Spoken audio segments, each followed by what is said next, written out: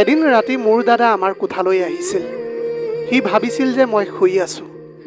কিছু দেৰি মোক আৰু মোৰ সৰু ভনীৰ ফালে চাই আমাৰ ৰুমৰ পৰা সি ওলাই গ'ল। তেনেকৈ অলপ সময়ৰ পিছত মোৰ সৰু ভনীজনীও বিচনাৰ পৰা উঠি কোঠাৰ পৰা ওলাই গৈছিল। এই সকলোবোৰ মোৰ বৰ আচহুৱা যেন লাগিছিল। এতিয়া এইবিলাক মোৰ বৰ আচহুৱা যেন লাগিছিল যদিও মই বৰ বিশেষ গুৰুত্ব নিদিলোঁ আৰু মই শুই গ'লোঁ। কাৰণ মই জানিছিলোঁ যে মোৰ দাদাৰ নজৰ সকলো সময়তে মোৰ ওপৰতহে থাকিছিল। মই বাথৰুমলৈ গ'লেও তাৰ চকু সদায় মোৰ ওপৰতেই থাকিছিল। 2 বছৰ আগতে এটা মটৰ দুৰ্ঘটনাত মা দেউতাৰ মৃত্যু হৈছিল মোৰ। সেইটো সময়ত মোৰ বয়স আছিল 16 বছৰ আৰু তেতিয়াৰে পৰা মোৰ দাদা, যি মোতকৈ 10 বছৰৰ ডাঙৰ আছিল, তেওঁৱেই মোৰ আৰু মোৰ সৰু ভনীৰ চোৱা চিতাৰ দায়িত্ববিলাক লৈছিল।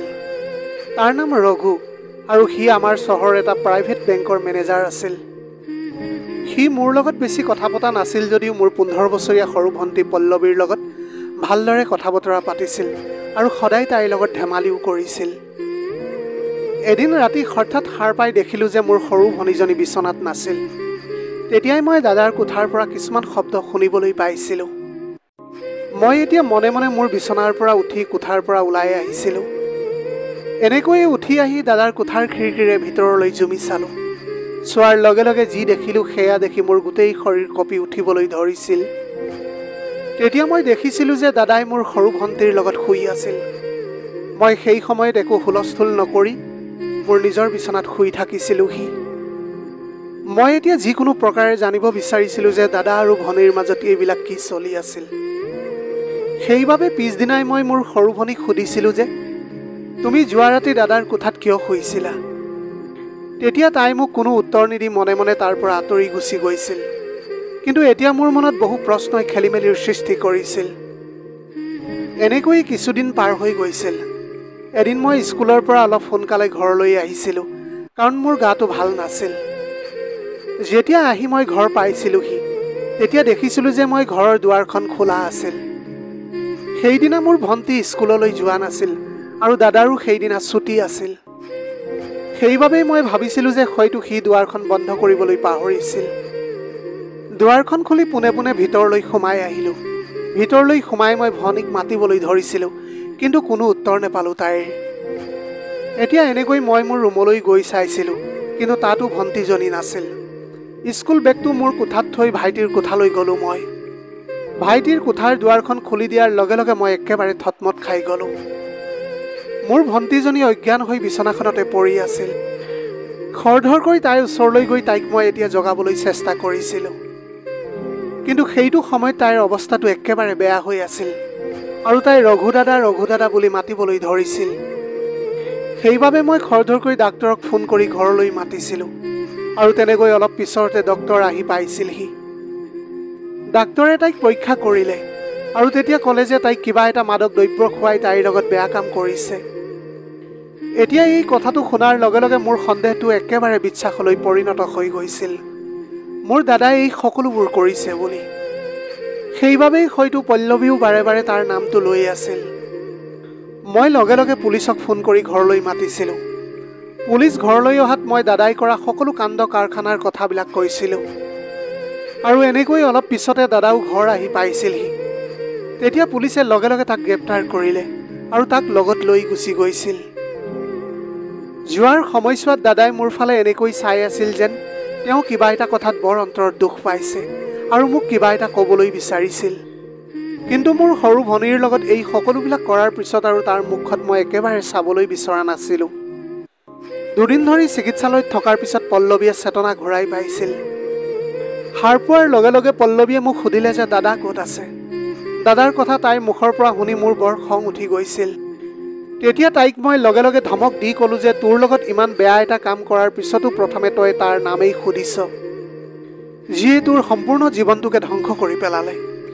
এই কথাটো শুনাৰ পিছত পল্লৱীৰ চকুৰ পৰা চকুলো বৈ আহিছিল আৰু তাই মোক ক'লে যে ইয়াত দাদাৰ কোনো দোষ নাছিল। এই সকলোবোৰ মোৰ নিজৰ ভুলৰ কাৰণেই হৈছে। সেইদিনা হঠাৎ দাদাক কোনোবাই ফোন কৰিলে আৰু দাদা ঘৰৰ পৰা ওলাই গৈছিল। তেতিয়া ঘৰত মই অকলে বহি বহি বিৰক্ত হৈ পৰিছিলোঁ। সেইবাবে ওচৰৰে বান্ধৱী এগৰাকীৰ ঘৰলৈ মই গুচি গৈছিলোঁ। সেইটো সময়ত মোৰ বান্ধৱীজনী ঘৰত নাছিল। আৰু তাইৰ ভায়েকে মোক মিছা কথা কৈ ভিতৰলৈ মাতিছিল আৰু এনেকৈ সি মোক ভয় খুৱাই কিবা নিচাজাতীয় বস্তু খুৱাবলৈ বাধ্য কৰাইছিল আৰু তাৰ পিছতে মোৰ লগত জোৰ জবস্তি কৰি বেয়া কাম কৰিবলৈ ধৰিলে। তাৰ পিছত মই যেনে তেনে ঘৰলৈ বুলি উভতি আহিছিলোঁ। তেতিয়ালৈকে দাদাও ঘৰ আহি পাইছিলহি। মই তাক সকলোবোৰ কথা কৈ দিছিলোঁ। তেতিয়া সি বৰ খঙেৰে মোৰ বন্ধুজনীৰ ঘৰলৈ গ'ল। এইখিনি কোৱাৰ পিছত মই সম্পূৰ্ণৰূপে অজ্ঞান হৈ পৰিছিলোঁ। সেইদিনা দাদাই মোক এইটোও কৈছিল যে তোমাৰ হিষ্টেৰিয়া নামৰ এটা বেমাৰ আছে, যাৰ ফলত তুমি ৰাতি কেতিয়াবা জ্ঞান হেৰুৱাই পেলোৱা। সেইবাবেহে দাদাই মোৰ ওপৰত সকলো সময়তে চকু ৰাখিছিল আৰু মোৰ বেমাৰটো উঠিলে মই তোমাক কিবা ক্ষতি কৰিম বুলি দাদাই সেইকাৰণে সদায় মোক তাৰ লগত শুৱাই লৈছিল। কিন্তু দাদাই মোৰ পৰা প্ৰতিশ্ৰুতি লৈছিল যে যাতে মই তোমাক বেমাৰৰ কথাটো কেতিয়াও নকওঁ, কাৰণ ডাক্তৰে তোমাৰ আগত তোমাৰ এই বেমাৰ বিষয়ে ক'বলৈ মানা কৰিছিল। দাদাই এইটো কেতিয়াও বিচৰা নাছিল যে তুমি মোৰ বেমাৰৰ বিষয়ে জানি সকলো সময়তে দুখী হৈ থাকিবা বুলি। মোৰ এই বেমাৰটোৰ বাবেতো দাদাই আজিলৈকে বিয়াও কৰোৱা নাই, যাতে তেওঁ ভালদৰে সদায় মোৰ যত্ন ল'বলৈ পাৰে আৰু তেনেকৈ মই সোনকালে সুস্থ হৈ উঠোঁ। তেওঁ সদায় আমাক নিজৰ সন্তানৰ দৰেই ভাবে। সত্যতাটো গম পোৱাৰ পিছত যেন মোৰ ভৰিৰ তলৰ মাটি খহি যোৱা যেন অনুভৱ হৈছিল আৰু এতিয়া মই মোৰ কাৰ্যৰ বাবে গভীৰভাৱে অনুতপ্ত হৈ পৰিছিলোঁ। মই সোনকালেই মোৰ দাদাক জেলৰ পৰা উলিয়াই আনিছিলোঁ আৰু মোৰ এই কাৰ্যত বৰ লাজ অনুভৱ কৰিছিলোঁ। মই মোৰ নিজৰ ভুলৰ বাবে দাদাৰ ওচৰত মই ক্ষমা খুজিছিলোঁ। ইয়াৰ পিছত পুলিচে সেই ল'ৰাজনকো গ্ৰেপ্তাৰ কৰি জেলত ভৰাই দিছিল, যিজন ল'ৰাই পল্লৱীৰ লগত বেয়া কাম কৰিছিল। প্ৰিয় দৰ্শক, এই সকলোবোৰ কথাৰ পৰা আমি এটা কথাই শিকিব পাৰোঁ যে চকুৰে দেখা প্ৰতিটো বেয়া কামৰ উদ্দেশ্য বেয়া নহ'বও পাৰে, বৰঞ্চ সত্যতাটো আন কিবা শেষ হ'ব পাৰে। সেইবাবে আমি জীৱনৰ প্ৰতিটো সিদ্ধান্ত ভাবি চিন্তি লোৱা উচিত। প্ৰিয় দৰ্শক, এয়াই আছিল আজিৰ কাহিনীৰ ভাগ।